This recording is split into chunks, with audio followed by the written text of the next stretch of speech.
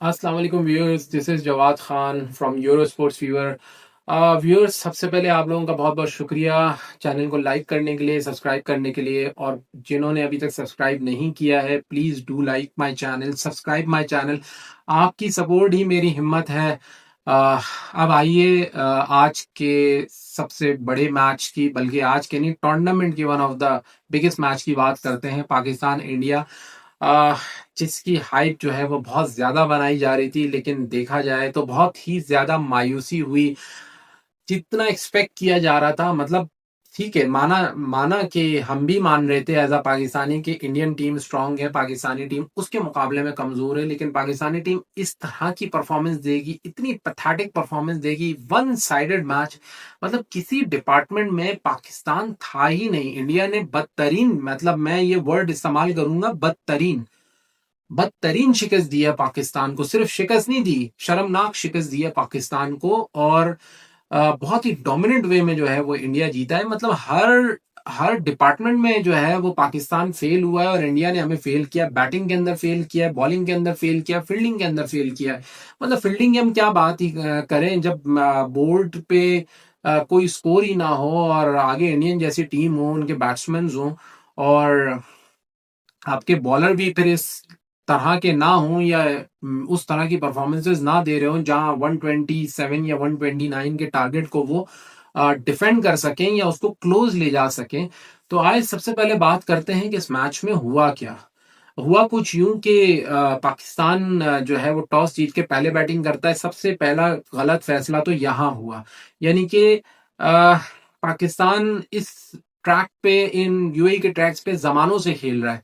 और ये जितने भी यहाँ पर प्लेयर हैं, फखर जमान हो गए, शाहीन आफरीदी हो गए, और भी बहुत सारे प्लेयर्स हैं। तीन चार प्लेयर ऐसे और हैं जो कि यहाँ पर कई मैचेस खेल चुके हैं। फिर हमारी जो मैनेजमेंट है वो तो कई सालों से जो है वो यूएई के विकेट्स को जो है वो जानती है। तो सबको पता है यहाँ पर कि यहाँ पर टॉस करके पहले बॉलिंग करनी चाहिए, लेकिन माशाल्लाह से पाकिस्तान ने पहले बैटिंग कर ली, क्योंकि सेकंड जो बैटिंग होती है उसमें विकेट आसान हो जाता है, थोड़ा सा ड्यू फैक्टर आ जाता है, बॉल उस तरीके से स्पिन नहीं होता। पहली बारी में जो है बॉल स्पिन भी अच्छा होता है, क्योंकि विकेट जो है वो सूखा होता है, बॉल ग्रिप अच्छा करता है। तो ये सारे फैक्टर्स हैं जिसमें हमेशा से दुबई के अंदर या यूएई के अंदर, या अबू धाबी में मैच हो, शारजा में मैच हो, खास तौर पे दुबई और अबू धाबी के अंदर सेकंड बैटिंग जो है वो हमेशा प्रेफरेबल रहती है। और जो वहाँ के जो लोकल लड़के हैं उनका भी यही कहना है कि यहाँ पर सेकंड बैटिंग जो है वो हमेशा फायदेमंद होती है, फर्स्ट बैटिंग तो करनी ही नहीं चाहिए। लेकिन पाकिस्तान ने माशाल्लाह से, पता नहीं किसका मशवरा था, मैनेजमेंट का था या अकल से पैदल होके जो है वो मैच खेलते हैं, या पता नहीं टाइम पास करने के लिए खेलते हैं, कुछ समझ में नहीं आता कि बैटिंग ले ली उन्होंने। अच्छा, अब जब बैटिंग ली तो पहली बॉल पे जो है वो साइम अयूब साहब जो है वो चलते बने।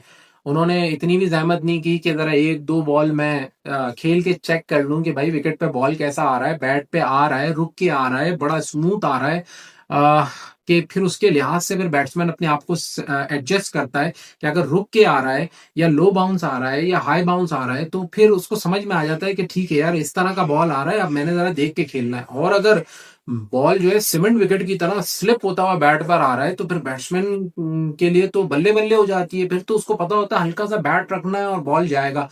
लेकिन उन्होंने पहली ही बॉल पे जो है वो हार्दिक पांड्या, यानी कि हार्दिक पांड्या कोई बॉलर है यार, मेरी तो समझ में नहीं आता। मैं तो आज भी हैरान हो जाता हूँ कि हार्दिक पांड्या जैसे बॉलर्स जो हैं वो छाए में हैं।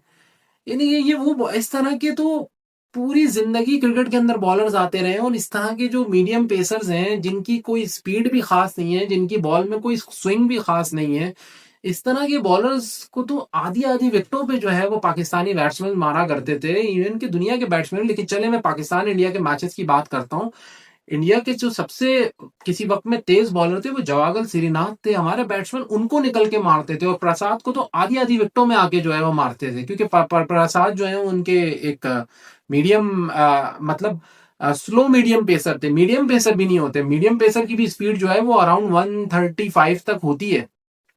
तो क्या ही कहने कि हार्दिक पांड्या जैसे बॉलर भी जो है वो प्रेशर डाल देते हैं और छा जाते हैं। चले बुमराह की एक क्लास है, समझ में आता है, स्पीड है, उनका कुछ एक्शन ऐसा है, शॉर्ट आर्म है, ठीक है, और बॉल लग के निकलता है, स्विंग भी होता है, समझ में आता है। हार्दिक पांड्या की सीधी सीधी बॉलें आ रही होती हैं, ये इस तरह के बॉलर को तो अब्दुल रजाक जो है वो एक एक ओवर में चार चार जो है वो छक्के मारते थे। आप अब्दुल रजाक की जितनी इनिंग्स निकाल के देख लें, शाहिद आफरीदी की इनिंग्स निकाल के देख लें, जिन्होंने क्रिकेट देखी है वो जानते होंगे कि इस तरह के बॉलर्स को किस तरह ट्रीट किया जाता था। लेकिन खैर शायद अब वो वक्त नहीं रहा, वो प्लेयर्स नहीं रहे, और जो हमारा टैलेंट है वो यही है।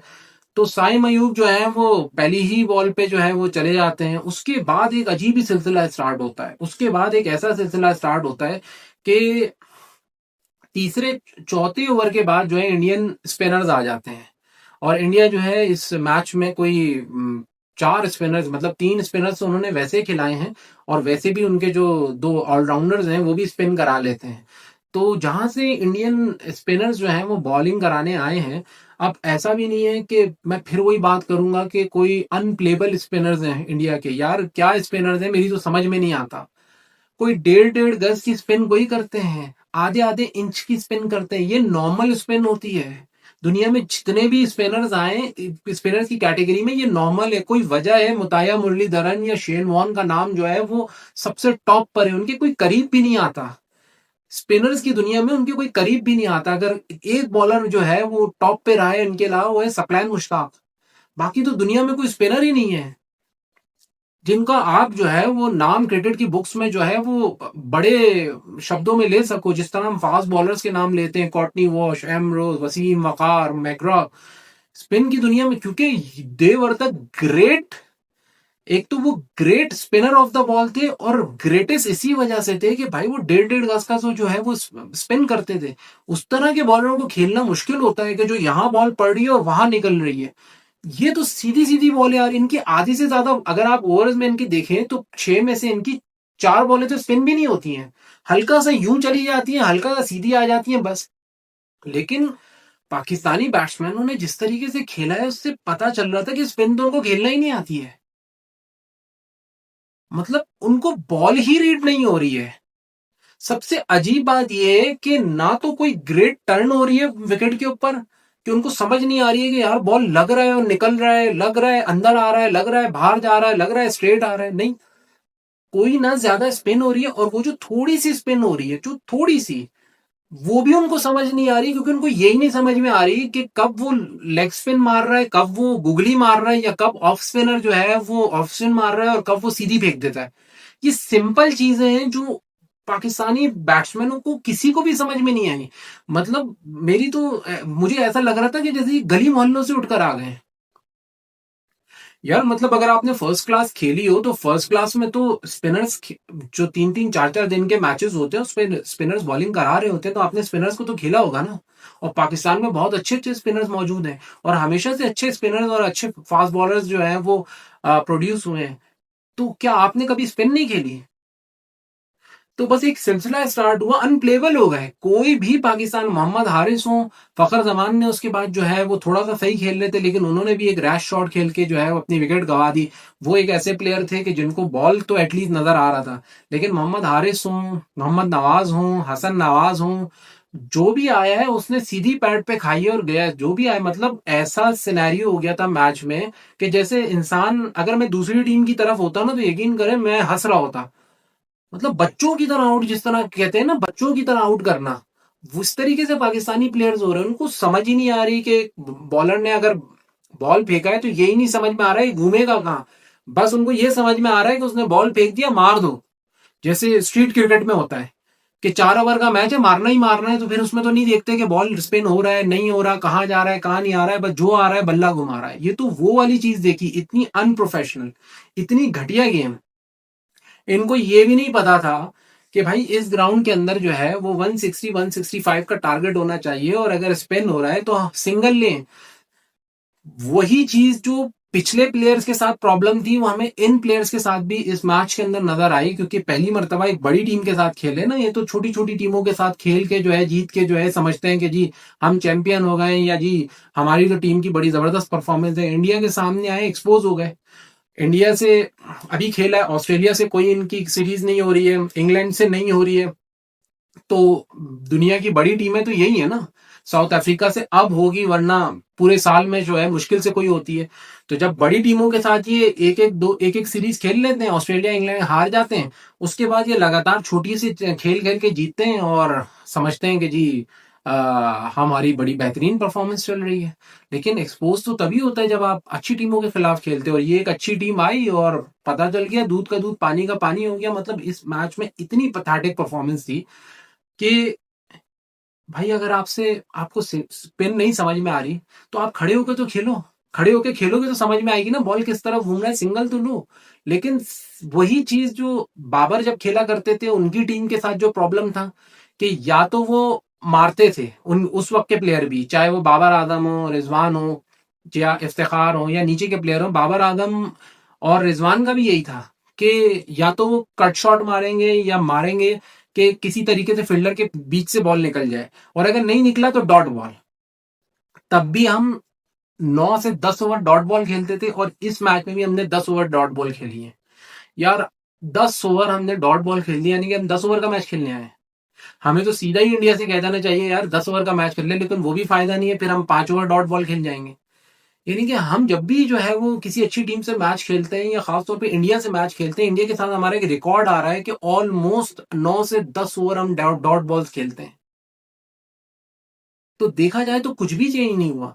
बाबर आजम वाली टीम चली गई, ये दूसरी टीम आ गई है, सारे लड़के नए हैं, लेकिन जो खेलने का तरीका है वो वही है।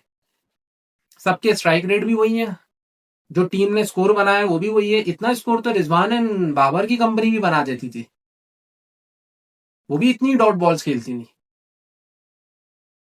लेकिन हाँ, वो लोग जो खेल रहे होते तो एटलीस्ट उनको स्पिन तो समझ में आती थी, भले परफॉर्मेंस यही होती थी। मैं ये नहीं कह रहा कि वो अच्छे थे, नहीं, क्योंकि जब at the end result same आ रहा है, 127 रन बन रहे हैं टोटल, और वो भी बल्कि इनकी परफॉर्मेंस तो उनसे भी घटिया निकली। ये तो शाहीन आफरीदी ना एंड में आके जो है वो 33 रन मार के जो है आपको 127 पे पहुंचा दिया, वरना पाकिस्तान तो अंडर 100 आउट हो रहा था। और एक और चीज हमने इस मैच में देखी कि अजीब ही उल्टी गंगा बही है, मतलब मजाक ही हो गया।